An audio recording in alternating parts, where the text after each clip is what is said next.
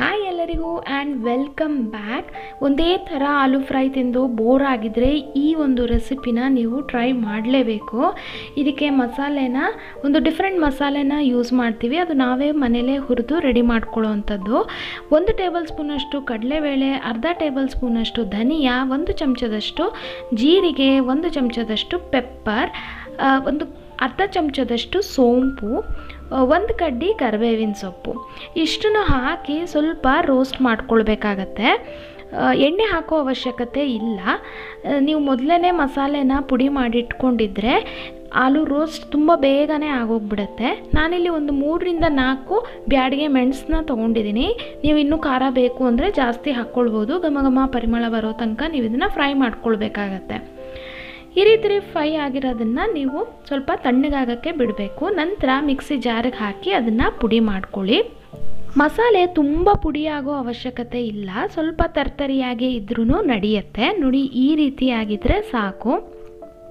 ಇದನ್ನು ಜಾಸ್ತಿ ಮಸಾಲೆ ಇದ್ದರೆ ಅದನ್ನು ಒಂದು ಕಂಟೈನರಲ್ಲಿ ಹಾಕಿ ಸ್ಟೋರ್ ಮಾಡಿ ನೀವು ಮುಂದೆ ಯೂಸ್ ಮಾಡ್ಕೊಳ್ಬೋದು. ಇನ್ನು ಆಲೂ ರೋಸ್ಟ್ಗೆ 1 ಚಮಚದಷ್ಟು 1 ಟೇಬಲ್ ಸ್ಪೂನಷ್ಟು ಎಣ್ಣೆ ತೊಗೊಂಡಿದ್ದೀನಿ. ಅದಕ್ಕೆ ಸಾಸಿವೆ, ಹಿಂಗು, ಕರಿಬೇವಿನ ಸೊಪ್ಪು, ಒಂದು ಸ್ವಲ್ಪ ಅರಿಶಿನ, ಒಗ್ಗರಣೆ ಚಿಟಪಟ ಅಂತ ಆದಮೇಲೆ ಮೊದಲೇ ಬೇಯಿಸಿ ಒಂದು ಅರ್ಧ ಬೇಯಿಸಿರುವಂತಹ ಆಲೂಗೆಡ್ಡೆ ಏನಿರುತ್ತೆ ಅದನ್ನು ಕಟ್ ಮಾಡಿ ಹಾಕ್ತಾಯಿದ್ದೀನಿ. ತುಂಬ ಬೆಂದಿರಬಾರ್ದು, ಹಾಫ್ ಕುಕ್ ಆಗಿರಬೇಕು. ಬೇಯಿಸ್ಬೇಕಾದ್ರೆ ನಾನು ಉಪ್ಪು ಸ್ವಲ್ಪ ಹಾಕ್ಕೊಂಡಿದ್ದೆ. ಇದನ್ನು ಚೆನ್ನಾಗಿ ಬಾಡಿಸ್ಕೊಳ್ಬೇಕು. ನಂತರ ನಾವೇನು ಮಸಾಲೆ ಪುಡಿ ಮಾಡ್ಕೊಂಡಿದ್ವಿ ಅದೊಂದು 2 ಟೇಬಲ್ ಸ್ಪೂನಷ್ಟು ಸೇರಿಸ್ತಾ ಇದ್ದೀನಿ. ಸ್ವಲ್ಪ ಉಪ್ಪು ಬೇಕು ಅನ್ನಿಸ್ತು, ಸೊ ಇನ್ನೊಂದು ಸ್ವಲ್ಪ ಉಪ್ಪನ್ನ ಕೂಡ ನಾನು ಇಲ್ಲಿ ಸೇರಿಸ್ಕೊಂಡು ಚೆನ್ನಾಗಿ ಫ್ರೈ ಮಾಡ್ಕೊಳ್ತೀನಿ. ಯಾವ ರೀತಿ ಫ್ರೈ ಆಗಬೇಕು ಅಂತಂದರೆ ಅದರದ್ದು ಹೊರಗಡೆ ಲೇಯರ್ ಎಲ್ಲ ಒಂದು ಸ್ವಲ್ಪ ಕ್ರಿಸ್ಪಿಯಾಗಿ ಬರಬೇಕು. ಅಲ್ಲಿ ತನಕ ನೀವು ಇದನ್ನು ಫ್ರೈ ಮಾಡ್ಕೊಳ್ಬೇಕು. ಈಗ ಇದು ಚೆನ್ನಾಗಿ ಫ್ರೈ ಆಗಿದೆ. ರುಚಿಯಾದ ಆಲೂ ರೋಸ್ಟ್ ಕೂಡ ರೆಡಿಯಾಗಿದೆ. ಮೊಸರನ್ನ ಜೊತೆ ಅಂತೂ ಸೂಪರಾಗಿರುತ್ತೆ.